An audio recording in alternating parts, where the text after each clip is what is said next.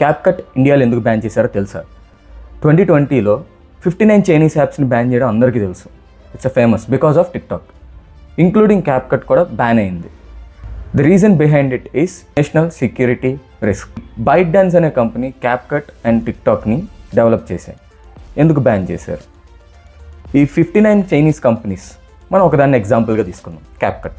ఈ క్యాప్కట్ అనే కంపెనీ మన డేటాని, మనం అప్లోడ్ చేసే వీడియోస్ని, మనం అప్లోడ్ చేసే ఆడియోస్ని, లొకేషన్, ఎవ్రీథింగ్, ప్రతి ఒక్కదాన్ని ఒక చైనీస్ సర్వర్లోకి కలెక్ట్ చేస్తుంది.